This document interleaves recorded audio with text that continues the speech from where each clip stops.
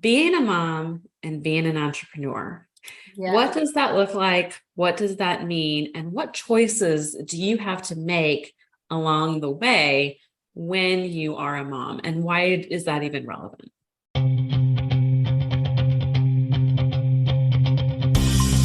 Welcome to the Serendipitous Rebel podcast. I'm Wendy. And I'm Krystal. This podcast is for the adventure-loving, purpose-driven, action-minded, authentic, and rebellious entrepreneurs. Just like us. And just like you, we are trying to figure shit out. So join us as we talk about business and life and everything in between.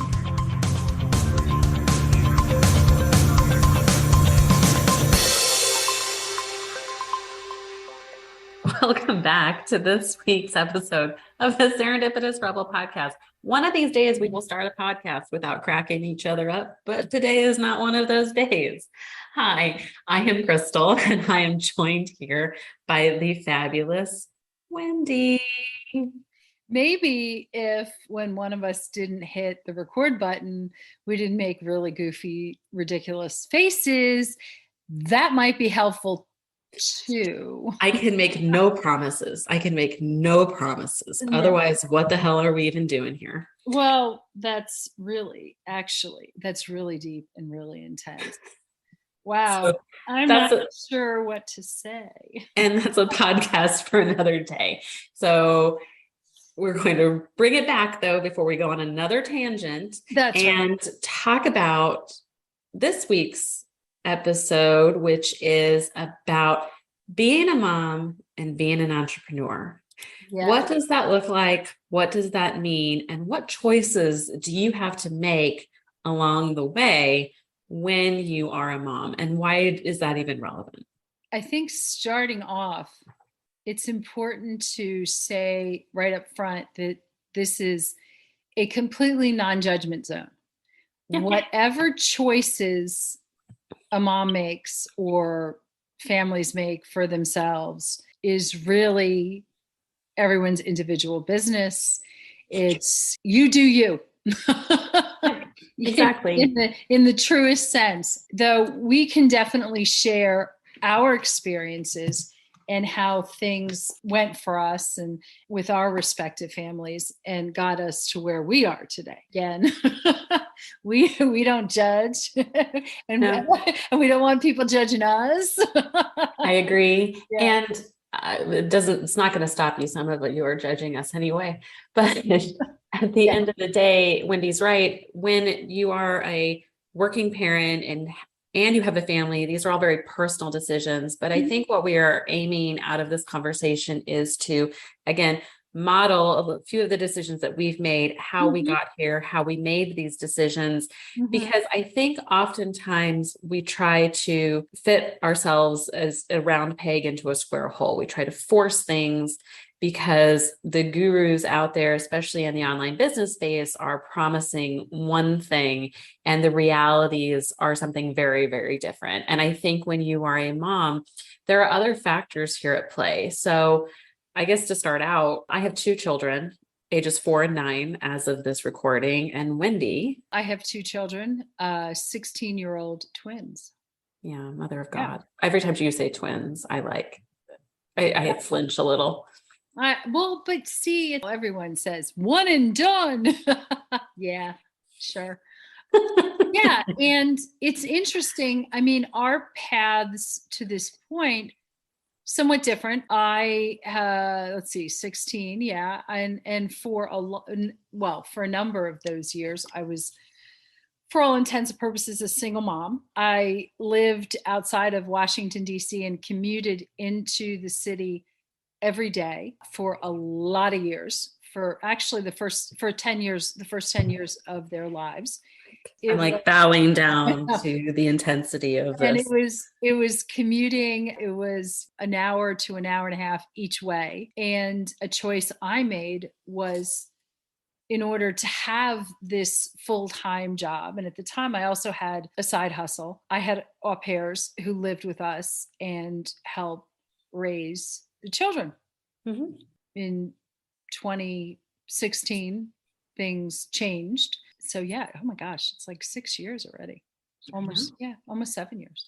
But yeah, and things very much changed, and I jumped into the online space and made decisions after that. But these are hard decisions, and especially for moms where there's so much guilt and so much shame and so much finger pointing about it's everything from did you use Pampers or did you use cloth, to how did you feed your children, to Formula. absolutely yeah, well, twins, just I felt like a cow for a short period of time.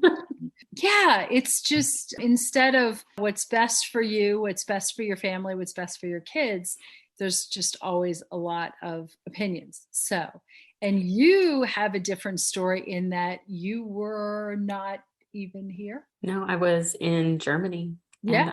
And I was a military spouse for a number of years, and I had two small children. And when we came back to the States, I needed a work from home position because I had a older child with special needs. And when you talk about the mom guilt of going back to work and what does that mean and what's my bandwidth, a work from home position was really ideal because I needed the freedom and flexibility to be able to take my daughter to appointments, to be able to do all of her therapies and be around. And then finding childcare was an extra set of hurdles for her because of all of her medical needs. And this is where things get tricky. And one of the reasons why I really wanted to have this conversation, because I think that online businesses can be very predatory sometimes to stay-at-home moms or to moms in general, because they do promise this very bright and shiny thing of you can work from home and you can have all the freedom and flexibility in the world and you can make $1 million all from the comfort of your home. The reality of it is that when you are a parent or you are an entrepreneur and a parent, more specifically, you have all of these things that are pulling your focus at any given time and all of these competing priorities. One of the things that when I got into the online space, I totally came in under this notion of this is going to be so great and so easy, and had all of the gurus promising me the moon and got into it. And the reality of it is running your own business is really, really hard. And takes a lot of time and a lot of bandwidth. I have a coach who gave this talk earlier this year, and she said, it takes two things to start a business: money and time. Some of you have a lot of money, very little time, so you can hire out. Some of you have a lot of time, very little money, so you need to do a lot of DIY. Some of you have very little time and very little money, and that's why you can't get things off the ground. That was such a mind-blowing moment for me, because if I had heard that starting out, I think the reality of it is when I hear people, and especially moms of small kids, say, I want to be an entrepreneur, I think having that slap in the face a little bit in that reality of it is that a lot of us are trying to start with very little money and very little time, which was 100% me, and really struggling for a long time, trying to figure out how I'm going to make this work, because it was not the top priority for our finances or for our time. That was really hard. But I think that these are things that, I don't think my husband really factors in or thinks about when he thinks about it, what he's going to do for work or other things, because he had a me in the background. Exactly. He had a me in the background. And I see this often in a lot of the female entrepreneur groups on the internet, women helping women, all sorts. And a lot of times it's moms in desperation saying, what can I do? And a lot of times the responses that I see are, well, you can sell Lululemon or whatever. Yeah, another MLM. I don't think it's Lululemon, is it? I don't even know. No, Lulu the Row. Oh, I'm sorry. I'm sorry. The culty one. Is different. It's a lot of the MLMs that jump in and say, oh, well, you've got this. As moms, sometimes we want the camaraderie and the connection and the networking and don't want to feel isolated and all of those things. So I think that a lot of times we can fall prey to these all alternative type scenarios when it comes to when it comes to being an entrepreneur, that again, you still need money and you still need time.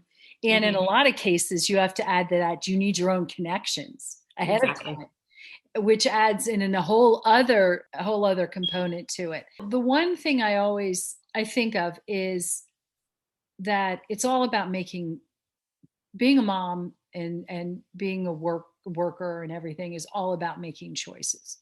Yep. Actually, everything in life is all about making choices. That's being human. Yeah, pretty much.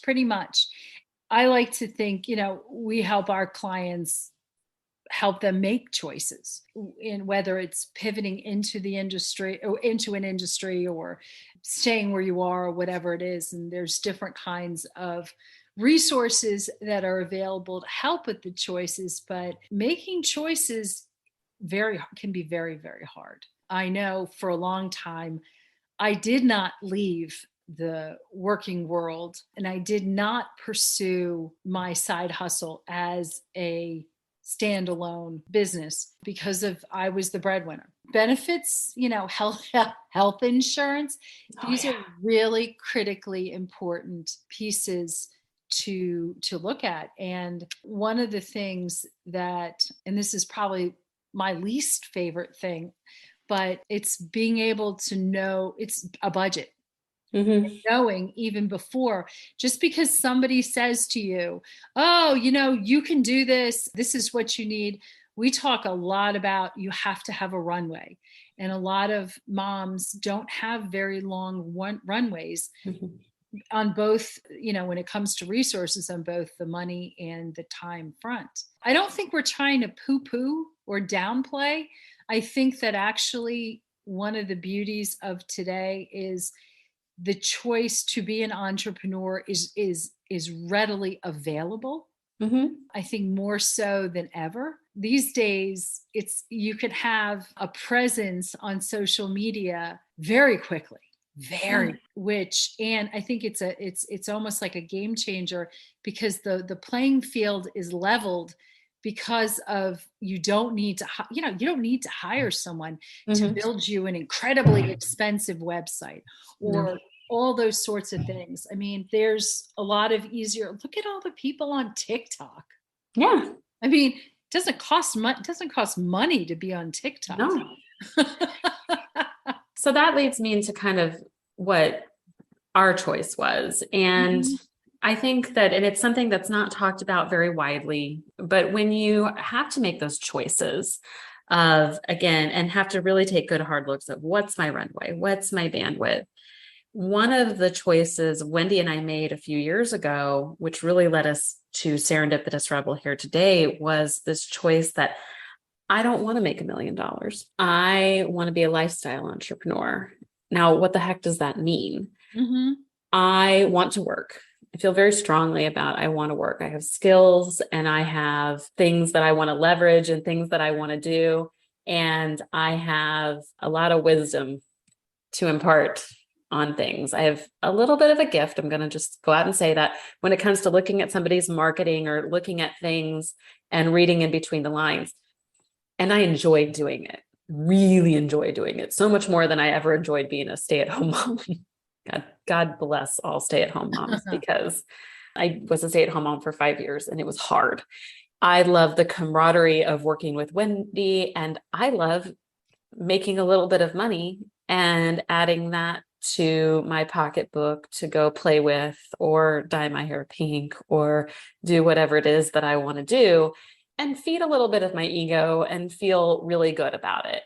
At the same time, getting to do all of the things that I kept saying I wanted to do. And one of the things that we talk about in our coaching program are B goals. And I'm going to let Wendy explain that more because it's actually her coaching program that I got it from.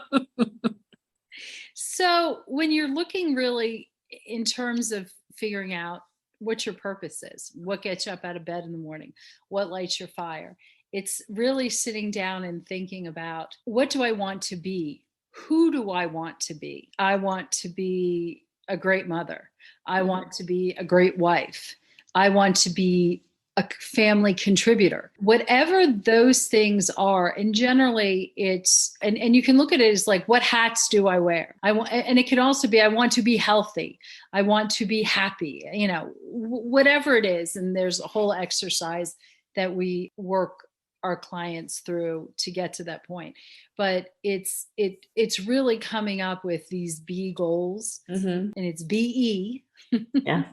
Because originally when she said it to me, I thought like A goal, B goal, like your sub goals. Yeah. Yeah. And these lead you to figure out what your do goals are, which means, okay, well, how do I get from I want to be to actually hard, fast, hey, okay, if I want to be a good mom, what the heck does that mean? Or what does that look like? Or as we were talking about, what was that thing that we were talking about with Brene Brown? What does it look like? What does done look like? What does done look like? So your do goals help you identify what does done look like. Yeah, that's it. That's the ticket. That's the one. So, and your B goals could cover a wide range of things. I think I guess, as you said, for both of us, everything pretty much revolves around family. Yeah. And so for us, when we took a look at our B goals, it was really just asking the question, all right, what are you doing today that is in service of that? And at the time, we were doing something completely not in service of that, and it led to a huge pivot. But what led us to here was to say, okay, what is it that we are wanting to get out of this? And this is where it gets really, I guess, uncomfortable and nitty-gritty, is that you are one whole person with 24 hours in a day. Okay. If your B goal is, I want to run a multi-million-dollar corporation, that is so great. That is so great. You are going to miss things at home. You are going to miss things at home. Yeah. If you haven't heard the Shonda Rhimes graduation speech, she said for every time that she was at an award show accepting something, she was missing her kids' recital. Every time she was sewing her kids' Halloween costume, she was missing Christina Yang's last scene, a character that she wrote that she really loved. She was missing Sandra Oh's delivery of the final scene for Christina Yang. Life is a series of choices. When Wendy and I really sat down, and it is why Serendipitous Rebel works, I think, as well as it does, to be honest, is that when we ask ourselves, what is our B goal? It is, we want to be good mothers, and we want to have these nice families. And in order to do that, that has to be the number one priority, which means something has to give over on the business side. Now, we're lucky because we have a partnership. So sometimes the things that I have to give up means Wendy can step in and do. And other things mean we need to hire help to do those things and fill in those gaps. So when people ask, can I be a mom and be an entrepreneur? I always say yes, but what is it that you want to get out of it? Is it that you want to make $1 million? Well, that is great. And again, this is a judgment-free zone. You do you go and go as hard as you want. And we work with so many women, and we have coaches, and we have mentors, and we have friends and colleagues in the industry. That is their goal, and they are killing it. And we are here to cheer them on. But Wendy and I look at that situation and we think, yeah, that's a bus we don't want to drive. We want to drive our little vehicle. We want to be able to zip around, and, little vehicles, but we both drive Subarus. So, zip around, but like in solid style. And we want that freedom and flexibility to do things like, when my daughter does have medical things, I can take a huge step back with very little consequence to a conglomerate, a multi-million-dollar corporation. And I have a partner that can step in for me when Wendy wants to go do fun things with her kids, or when we want to go take vacations. Those are our priorities. Those are the things we want. Can that be possible? Abso-freaking-lutely, with the right coaching systems and solid foundations in place in your business. Absolutely. And so when we talk about at Serendipitous Rebel, what is our mission? What is it we want to do? Part of it is to help women do exactly what it is we do. and achieve that balance. Because I think a lot of people try to push you and sell you into tactics or things that really to make 7 figures or to do things. And really that works in clash with your B goals. And it's why a lot of, I think, female entrepreneurs struggle along the way. And I think things change as the age of your kids change and as you get closer to empty nesting. I see so many women struggling. Really is really that it's I thought this was going to be easier.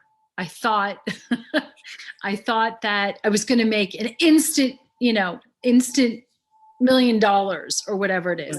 And I can tell you that it really depends. And this is this is probably getting too much into the weeds, but it really is a matter of looking at your skill set. Mm-hmm. If you have a Google Analytics certification, or as Krystal has this certification for marketing through Funnel Gorgeous, you can translate that into consulting. It's a really good transition. Mm-hmm. And if you have either the skill set, the education, or the certifications, it is possible to translate work, I think, even I could say fairly easy in this market where there's so many jobs, there's so many job openings available. It does become harder to find, and that's really what it is. It's like, what skills do you have, or how can you acquire them? And I think that's also something that a lot of women don't realize, that you can get certifications in the tech, especially technical areas, fairly easily. It does, again, it takes a little bit of money, it takes time, but fairly easily that translate. It's just a matter of really looking at what choices and what's out there. And sometimes the things that people tell you are the cheap, well, it's just, it costs nothing to get into this. I often sort of have this head jerk that says, "Ooh, is that really true?" And nothing is for free. If something is for free, then you are the product. Right. Yeah. If something's for free, you're the product. Exactly. Like someone had said to me, because when I entered the online space, I entered through travel. Mm-hmm. I had explored a number of the different travel options that were available to me. I didn't take the cheapest and I didn't take the most expensive, but someone had said to me, if you had to do it over, would you have just gone directly into coaching? And I said, well, that's an interesting question. And I think that, and again, this is just me personally, I probably, hindsight 2020, I probably would say yes. But at the time, it was more expensive to get into the coaching. And because you needed, there's more coursework, there's more time, I would have incorporated the travel in a different way. Oh, that's interesting. Yes. Oh, yeah. And I didn't even know that was an option. Yeah. Yeah. See, when I got into it, I didn't know. In fact, so as Wendy said, I'm a certified master marketer with FG Society through Funnel Gorgeous. And I made a post in there actually maybe 6 months ago that said, in the private group of certified people, that said, there is this bright big world of marketing and business out there, and money, people with money to pay you for your business that I didn't realize was there. And so what I did was I was targeted through ads and things like that. As far as I wanted to be an online entrepreneur, I was a stay-at-home mom, and they really go for that jugular moment, because when you're in that moment, there is that feeling of, I want to go back to work. I want to contribute. I want to do things. I want to leverage my skills. And we tend to, when we're in those situations, do like what Wendy said, make decisions based on price point, not on the things that matter. And so one of the things that we teach at Serendipitous Rebel, we start with focus on offers first, but first with purpose and values and strengths and skill sets and things like that. Because I think for people who want to be an online entrepreneur or who want to do things, I think that if you're struggling and you want to go back and work and you want to work from home, there's a big bright world out there. A lot of people are like me. They just don't know what they don't know. It's one of the things that we love about our Purposeful Pivoting program is that's exactly what we do. We work with people to identify your strengths and your skill sets and help you decide where it is that you can go. And the great thing about that is we help entrepreneurs decide where they want to go without an agenda in mind, because it makes no difference to me if you become a coach or you run a group program or you sell a course or anything at the end of the day, because I'm not affiliated with any of them. We can give you resources. We can give our clients options. We can give them skill sets. But at the end of the day, like Wendy said, if people are trying to lure you into their business model and to say it costs you nothing, well, it's going to cost you something, either in terms of, like for us, we both came into the travel world. So a lot of people will say, oh, come work under our host agency, sell travel. But at a 60-40 split, you keep 60%, we're going to keep 40% of your sales. And, that leaves you with a whole other slew of issues down the road. It is just a matter of, okay, if you are a mom and you do want to work from home, we completely get it. We do too. How do you do that in such a way that you're not falling into the trap of, this is not what I got into this for? What ends up happening is you're on the hamster wheel. Yeah. And you've already made some investment. Oh, the sunk cost fallacy. Yeah, exactly. And it's like, I've made an investment, but really how much, there's a lot of ways to pick that one apart. But, at what point, and again, this is something we use in our own business and we use with our clients is, what is your runway? At what point do you just say enough is enough? And I always look at this and everyone's like, well, doesn't that make me a failure? Ooh, I hate that word. I absolutely positively hate that word. And also, as someone who has learning as one of my values and strengths, is that everything is a learning experience. And you can always take something from every experience you have. Nothing really is ever a failure. Everything is a choice and everything is meant to be learned from. I really wish that more women felt, take my word for it. I get it. A single mom, having others help me raise my kids. Oh, those are things that I still work on unpacking. But I see how they are today and they're okay. Yeah. They're more than okay. No permanent damage to they're great kids. There's so much here. Yeah. It's like we said, it's a very personal decision. I know. And if you can start with, what is it that you want to get out of this? And then you can backwards plan from it. For us, I don't really want to ever work past 4:00. I have it blocked in my calendar. That's family time. Don't really want to start before a certain time because I take my kids to school. I need to be able to pick them up. I need to have flexibility to volunteer on certain days when I want to. And so I build that into my calendar and then I build my business around that. What's so cool about that is it actually works two ways. One, it allows us to create a business that creates offers, that funds a business that still fulfills both of us financially and personally without breaking into those barriers and those boundaries that we've created for our families. And then when things and opportunities do come up that would interfere with those boundaries, it actually makes it easier to say no. Because when I do get requests to do funnel work or funnel building, and I have gotten a few inquiries in the last couple of weeks, I can look at my bandwidth and I can look at my time and I can actually say, ooh, you know what? Actually, I do not have time or room on my calendar to do that. I'm going to have to pass on this project. And I can do that solidly knowing that I've put all of my priorities first. Whereas I think a lot of people will take business or take things as they come in And then they've stretched themselves so thin that they're unhappy at work and they're unhappy at home, because I know my biggest stressors are when I'm trying to do both simultaneously. My biggest stressors are when I'm trying to Vox Wendy and get the kids ready for school. Yeah. Good luck. I know. So I just don't do it anymore.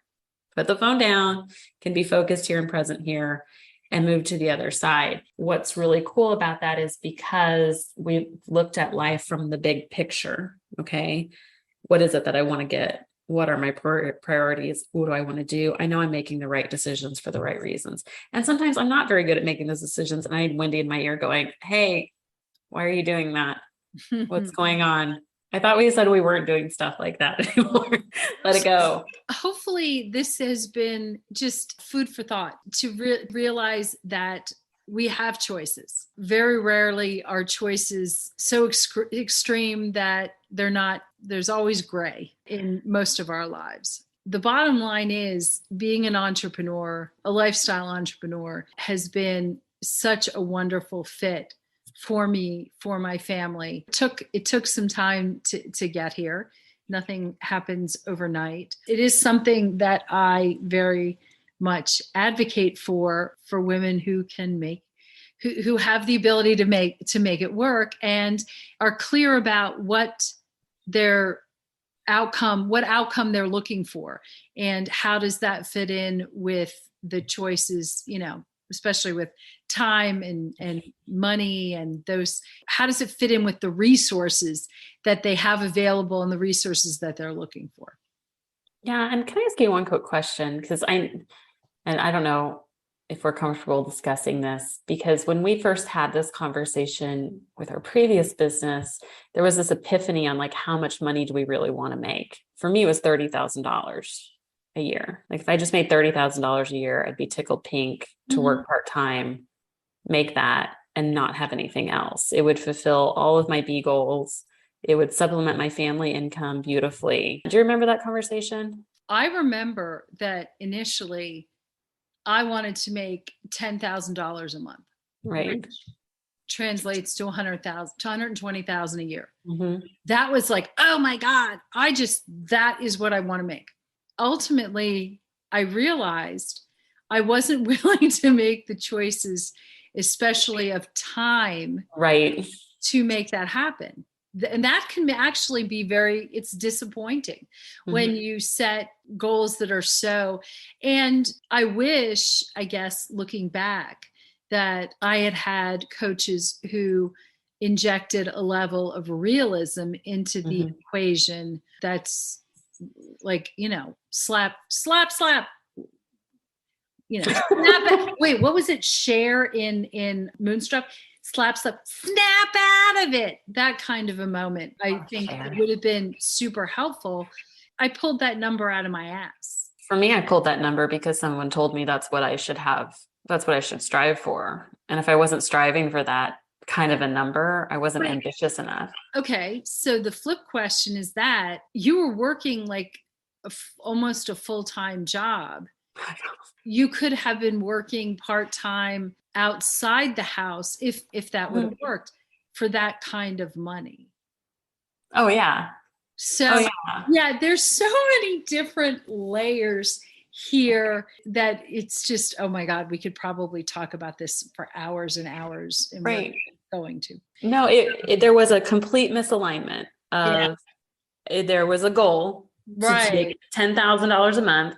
I was working 40 plus hours a week, making like no money at the time, and trying to get there and trying to get there and trying to get there and trying to get there.